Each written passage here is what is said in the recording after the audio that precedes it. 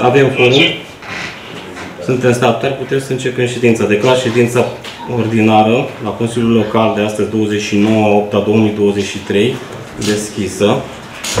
Începem cu procesele verbale. Avem procesul verbal a ședinței ordinare din data de 31 iulie 2023. Supun la vot. Cine este pentru? Online? Vali. Și una. Mulțumim. Unanimitate, nu? Da.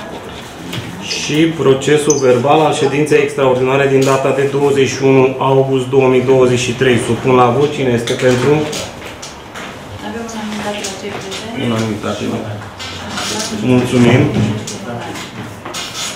Pentru astăzi, la ședința ordinară, se va suplimenta ordinea de zi cu încă un proiect pe care l-am discutat ieri la comisii, dau citire, proiect privind aprobarea bugetului creditelor interne pe anul 2023.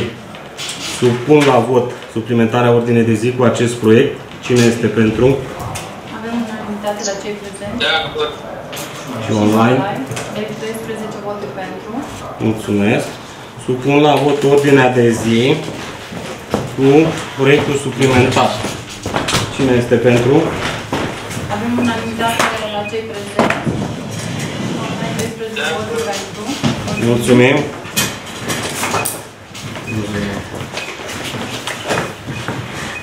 Proiectul numărul 1. Proiect de hotărâre privind încheierea unui contract de asistență juridică în vederea acordării de asistență juridică și reprezentarea primăriei, Consiliului Local și primarul municipiului Moreni în fața instanței de judecată. Avizul comisiilor? Nefavorabil toate comisiile. Avizul nefavorabil toate comisiile. Dacă sunt discuții, vă rog. Da, se poate. Da. Spuneți, domnule. Am primit, într-adevăr, o situație referitoare la procesele în care primăria Moreni este implicată în acest moment. Aș dori, nu știu, dacă poate să ne spună cineva, de ce totuși din nou cele 83 de procese, 20, cred că, sunt pentru comunicare info de interes public, domnul primar. 20. Într-adevăr, am observat că avem un problem, mă rog, probabil două persoane, nu o să le dau numele Sunt pe an. aceiași reclamanți. Da. Sunt același. Dar totuși, de ce nu li se răspunde în termen de 30 de zile? Asta nu înseamnă că nu i s-a răspuns. Deci ei primesc răspuns, dar fac... Veniți și documentați-vă. Deci avem o persoană care înscrie același lucru de 7 ori. Și în condițiile în care eu i-am dat răspuns odată, nu îi mai dau răspuns a doua oară. Îi spun, a fost dat până răspunsul nu știu care. Și atunci ele consideră că nu i s-a răspuns la acea adresă și ne acționează în instanță. Deci avem 2 sau 3 persoane fizice care au 10 de procese deschise primăriei. S-au învățat așa. Ok, dar am observat că unele dintre aceste procese, practic, că până la urmă procese au fost pierdutele persoanele respective. Se întâmplă și lucruri de genul ăsta. Nu au fost pierdute, sunt pierdute de către persoanele respective. Problema mea Nu, cele mai multe se pierde persoanele respective, dar sunt și cazuri în care OAT pierde și vă spun cu cea mai mare determinare și că nu neapărat că n-am avea dreptate. Sunt lucruri pe care le pierdem în instanță din anumite alte motive. Eu vă spun că aici am găsit unul singur în care primăria a pierdut procesul unul din... Nu, am pierdut cu Alexandrescu, am pierdut cu Petrescu, am pierdut mai multe. Pierdem procese cu cei care ne dau o judecată pentru mușcatul de câini. Se pierd procese. Problema mea este legată de faptul că nu prea se încadrează la lucrurile pe care le-ați spus dumneavoastră. Nu, așa este. Nu prea se încadrează. Ascultați-mă că așa este. Deci vreau să vă spun că am și, uite, de obicei evit să dau nume concrete, dar am din 2 în 2 zile câte 3 cereri de la domnul Petrescu, în care sunt aceleași întrebări, dar dacă veniți într-o zi la primărie să vă dau un model de solicitare în care n-are cap, n-are început. cât salariați sunt la primărie, cât juriști, cât buget este la clubul de fotbal, cât aia. Uite așa, e o șiruire de întrebări la care de-a lungul timpului, pentru că noi avem arhivă, am răspuns. Pe lângă faptul că legislația pe 544 este defectuoasă și sunt cazuri în care la astfel de întrebări, jumătate din personalul primăriei lucrează ca să dăm un răspuns în termen. Dar trebuie să-l dăm. Da, eu nu am părere la noi. Ăsta, uite, mă bucur că v-ați aplicat. Ăsta este motivul că instituția primărie, aparatul primarului, are nevoie de un cabinet care se ocupă numai de lucrurile astea. Pentru că ne ocupăm timpul și pierdem timpul cu tot felul de acțiuni în judecată care unele, în cea mai mare parte, sunt neîntemeiate. Legate de persoane de care v-am spus, că sunt și persoane care ne dau în judecată pe bune dreptate pentru că au niște lucruri de clarificat. De exemplu, cineva care stăpânește un teren de 25-30 de ani, legislația intrării în legalitate este dai în judecată primăria. Deci sunt foarte multe lucruri. Asta nu înseamnă, trebuie să ne dispară din cap faptul că a da în judecată primăria, vezi, doamne, e un litigiu că nu știu cine n-a răspuns aici și n-a făcut ce trebuie. Asta e procedura. Eu mă referam la faptul că nu se încadrează în spețele pe care le-a comunicat Curtea de Conturi acum 2 ani de zile. Nu, credeți-mă sincer și legat de Curtea de Conturi. Deci eu nu consider că sunt cazuri speciale. Noi suntem foarte receptivi, eu și cu aparatul care îl conduc, suntem foarte receptivi la recomandările și ceea ce ne spune Curtea de Conturi. Ca dovadă, Curtea de Conturi a plecat acum după 60 de zile de control al activității noastre, fără să existe nimic concret de a reproșa activității pe care am avut-o în primărie. Este pentru prima dată în care nu s-a găsit nimic. Deci chiar nimic. Acum au plecat, a închis minuta, s-au dus la sediu ca să ne dea și procesul verbal. O să vi-l prezentăm. Adică de la an la an activitatea în primărie, din punctul de vedere al controlului Curții de Conturi, este îmbunătățit. Iar legat de ce ați afirmat cu încheierea unui contract, noi am ținut cont de ce a recomandat Curtea de Conturi. Să o facem numai în cazuri întemeiate, iar noi facem documente în sensul ăsta. Pentru că multe sunt foarte întemeiate. V-am spus, pe de o parte, nu avem personal suficient. Deci avem 2 juriști la nivel de primărie care se pot ocupa de procese, iar procese avem 10, cu termene, cu... n-avem cum să le acoperim. Apoi e chestia de incompatibilități, când funcționarii, juriștii din primărie nu pot intra să apere interesul. Nici al primarului în legătură cu sindicatul, nici al dumneavoastră în legătură cu primarul și alte spețe. Deci ai nevoie de un jurist extern. Deci rugămintea mea este să tratați cu seriozitate. Avem nevoie să continue procesele, pentru că avem tot felul de spețe, Ne-a dat în judecată acum unul care pretinde că este proprietar pe 4 vaci pentru că am prins vacile în parte. Deci avem tot felul de spețe de genul ăsta și trebuie să ne apărăm în instanță. Nu avem cu cine să ne apărăm, nu depunem documente, pierdem procese. Mulțumim. Dacă mai sunt discuții? Dacă nu supun la vot proiectul, cine este pentru? 4, 6 la cei prezenți. Și un live Vali, domnul Barabaginu, domnul Constantin. 9. Domnul Tomuță. Pentru și domnul Tomuță. 10. Împotrivă și împotrivă. 2 voturi împotrivă. Abțineri. 10 cu 2. Proiectul a trecut. Mulțumim. Proiectul numărul 2, proiect de hotărâre privind aprobarea încheierii unui protocol de colaborare cu Asociația Națională a Surzilor din România, filiala Târgoviște. Avizul comisiilor. Economică nefavorabil, celelalte 3 favorabile. Mulțumim.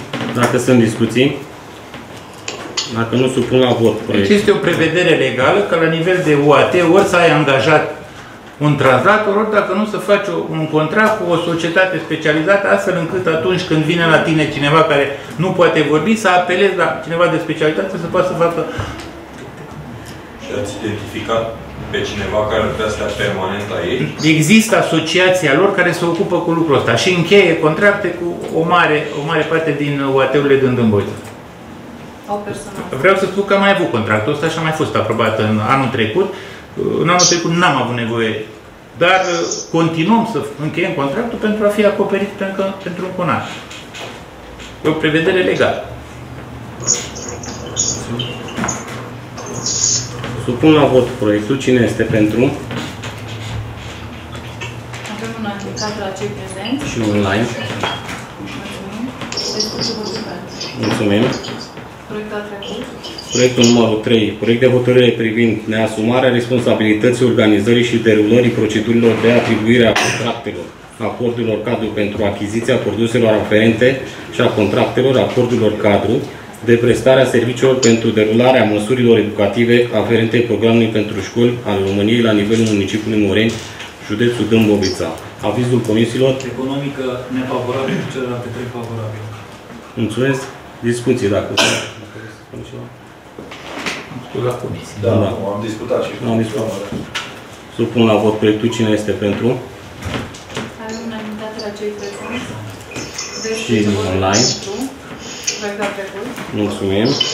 Proiect numărul 4. Proiect de hotărâre privind modificarea hotărârii Consiliului Local numărul 156 din 2022 pentru aprobarea organigramei și a statutului de funcții al Spitalului Municipiului Moreni. Avizul comisiilor.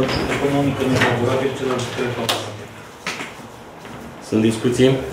Avem și un reprezentant. Am invitat, am făcut o adresă către spital, doamna manager nu-i poate permite timpul ca astăzi să fie aici și a delegat pe domnul administrator al spitalului, care este de față și vă poate da anumite răspunsuri la care dumneavoastră, pe care le solicitați. Noi eram întrebat de ce s-a luat această decizie. De ce s-a luat decizia transformării celor 3 posturi de lăcături mecanic cu furtist și mai știu ce era cel de-al 5-lea. Da, registrator. Să vă dau câteva detalii pe scurt. În primul rând, cu ajutorul primăriei, în acest spital s-a adus foarte mult aparatură. Nu știu cât de des sau nu știu cu ce probleme se confruntă spitalul, dacă a spus pe acolo, dar are foarte multe probleme. În fine, una din probleme este acel computer tomograf. Da?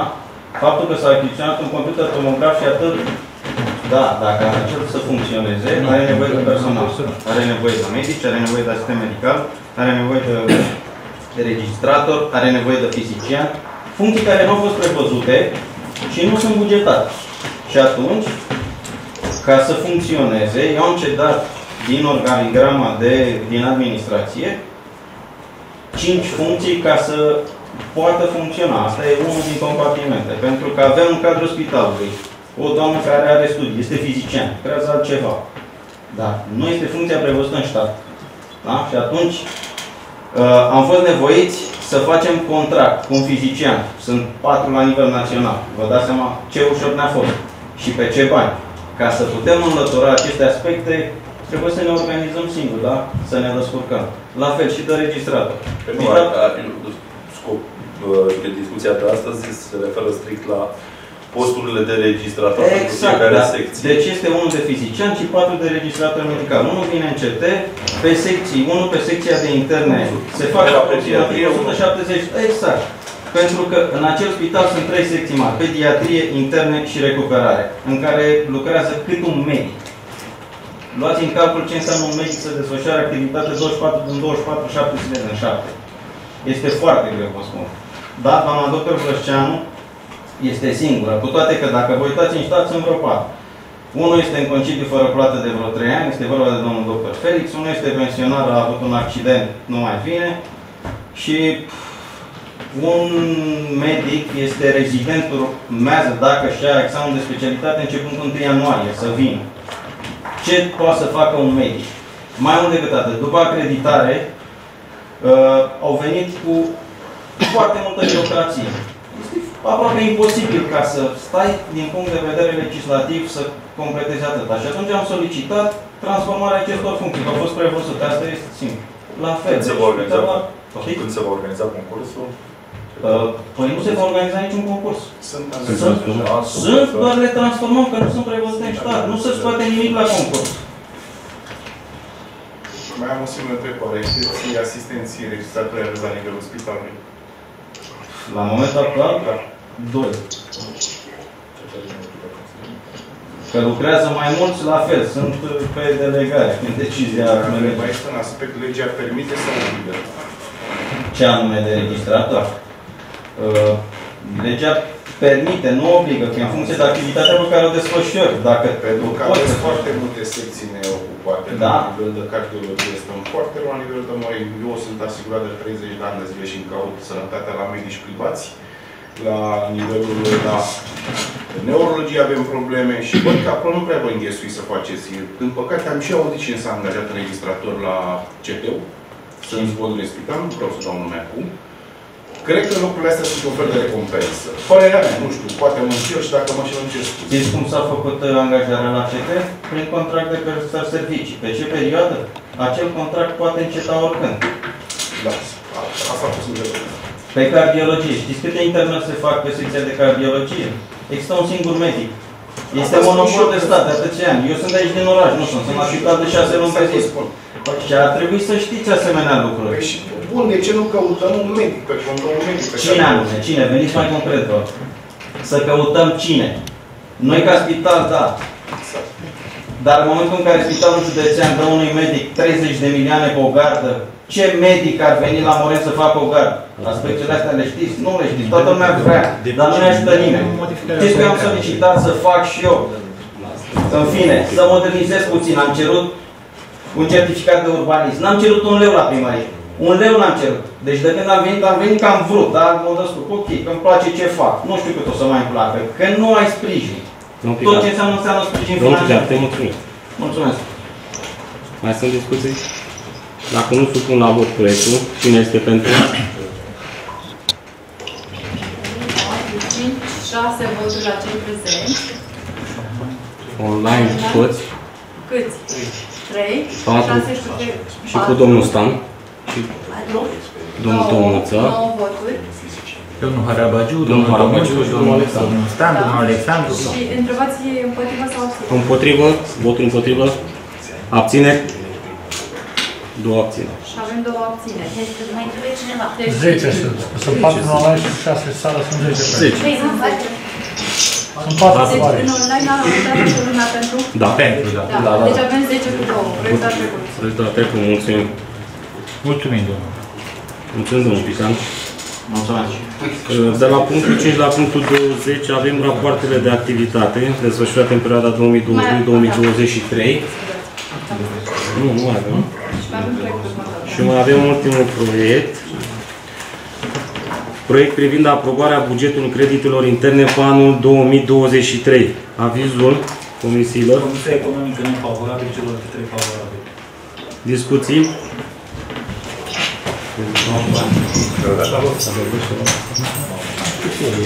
Dacă nu sunt discuții, supun la vot proiectul. Cine este pentru? Eu, domnul președinte, domnul președinte. Da, da, da.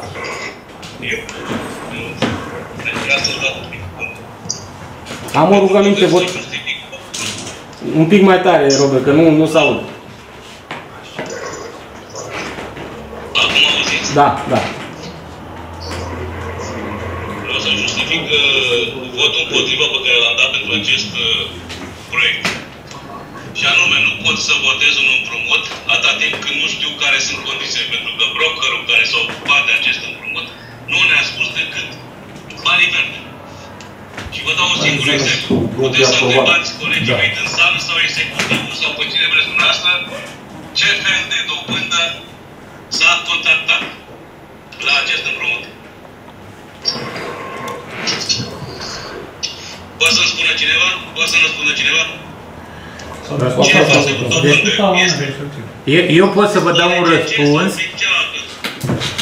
Eu pot să vă dau un răspuns că creditul a fost aprobat, a fost încheiat de către Primăria Moren și aprobat în Consiliul Local. Astăzi nu facem altceva decât să aprobăm bugetul creditului, adică cum se vor face tragerile. Nu are nicio legătură.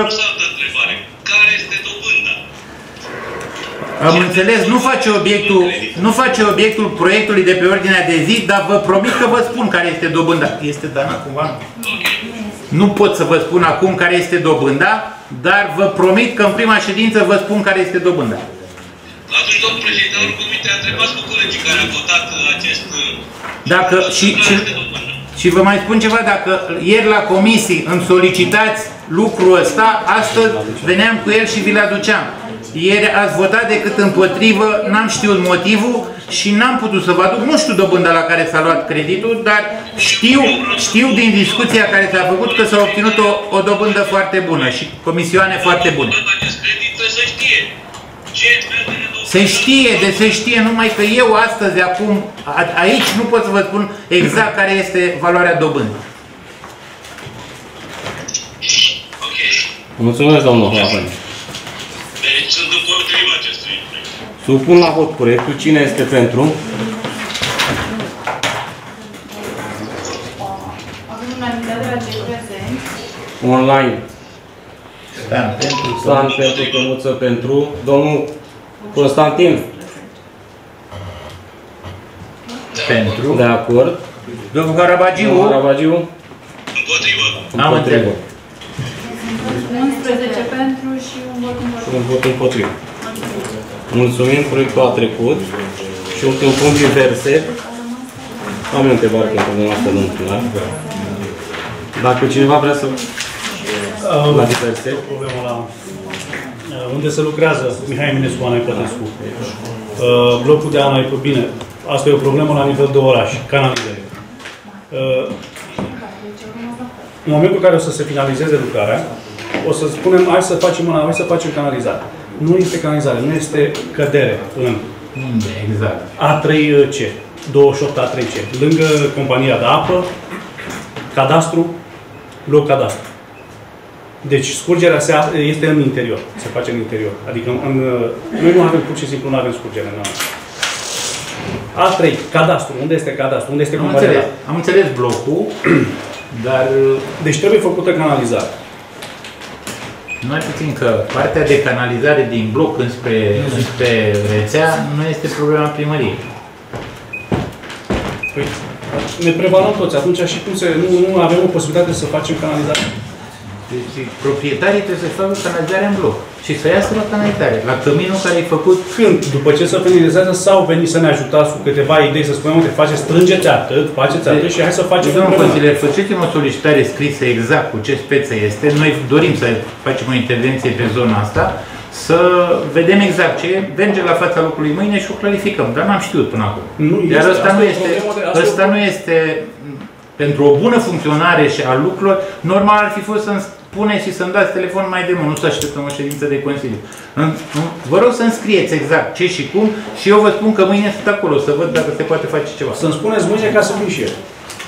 Dați-mi scris întâi, să solicităm exact ce spuneți dumneavoastră că se întâmplă. Asta e o problemă veche, ar trebui să o știți, o cunoașteți. La nivel de oraș ar trebui să știți. Eu n-am de unde să știu ce canalizare nu funcționează la momentul de astăzi. N-am de unde să știu. Bun.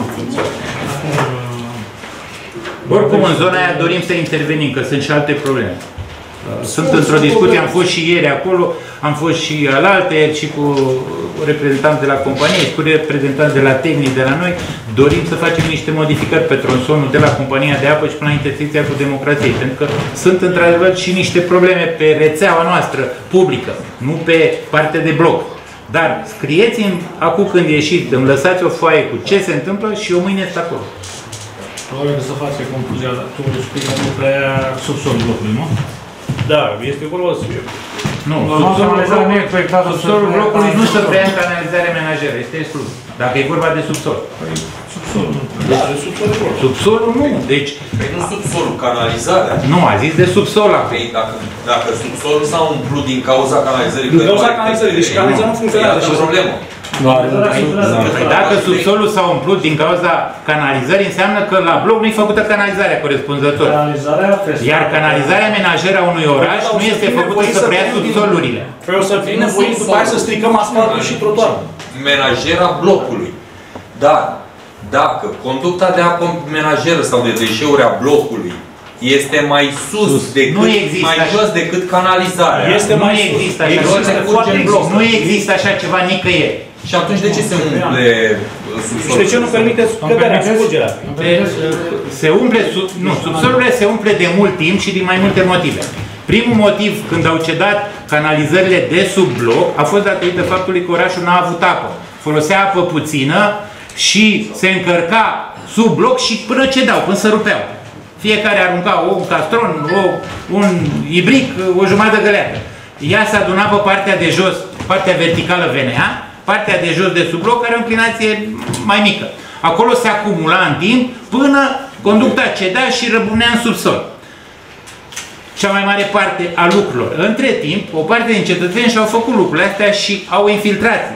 Deci sunt diferite spețe. Dar nicăieri în oraș nu există un bloc care să nu poată aibă preluare în canalizarea pe care o are blocul. Nu există. Adică, dumneavoastră, vreți să adică nu este nicăieri canalizarea mai sus decât rețeaua blocului. Sigur. Dar, sigur, dar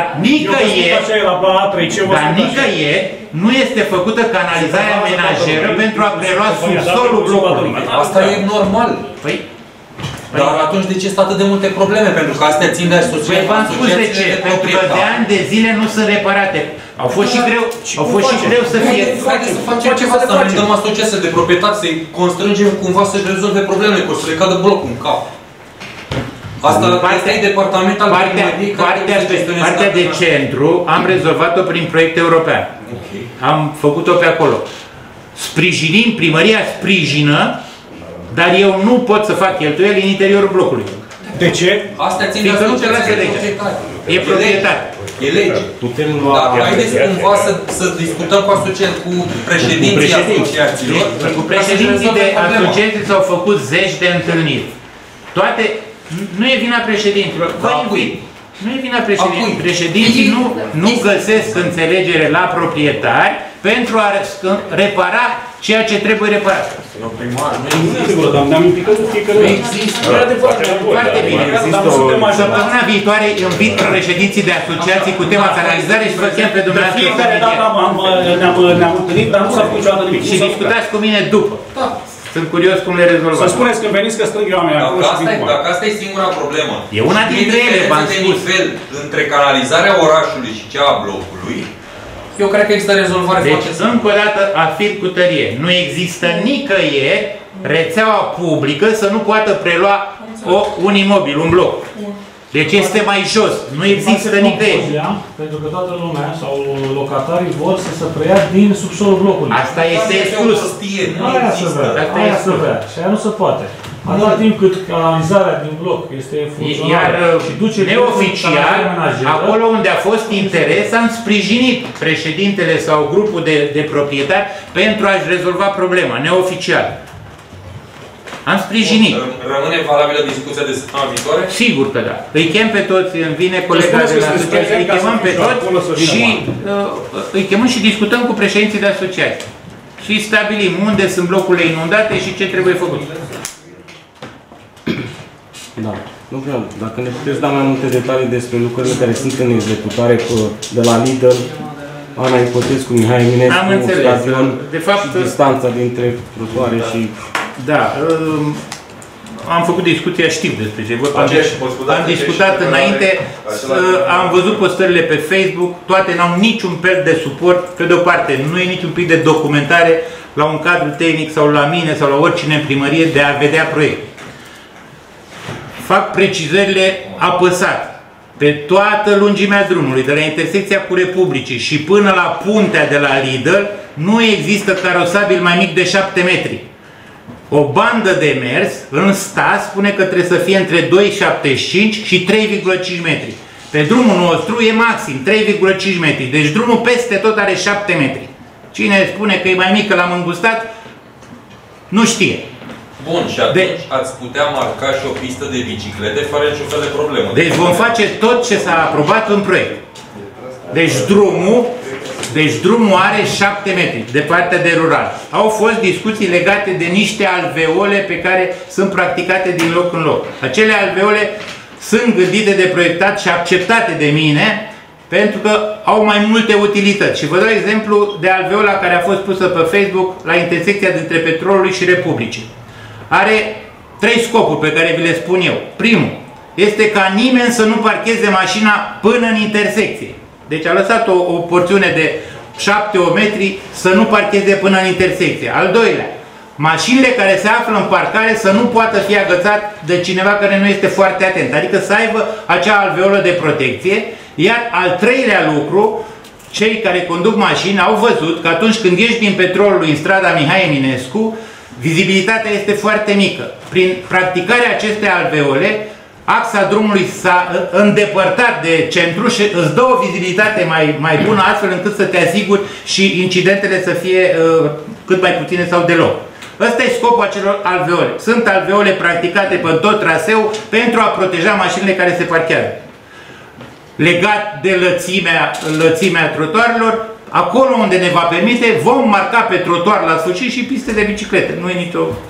Pe trotuar? Poftim? Noi cu bicicletele nu oprim, pentru că toți suntem la subiect. Nu, domnul Fan. Vorbim în consiliere acum. Trebuia să veniți la... Deci, domnul Fan.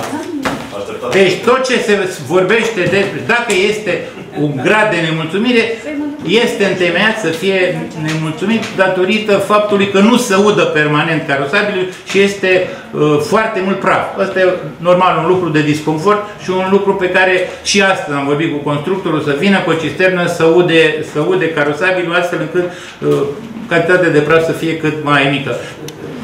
În momentul când se lucrează, n-are cum să fie fără praf, fără disconfort, fără un pic de circulație îngreunată, deci n-ai cum. Eu sper că în circa 2 săptămâni să începem să turnăm primul strat de asfalt și lucrurile după aia vor lua o altă întorsătură.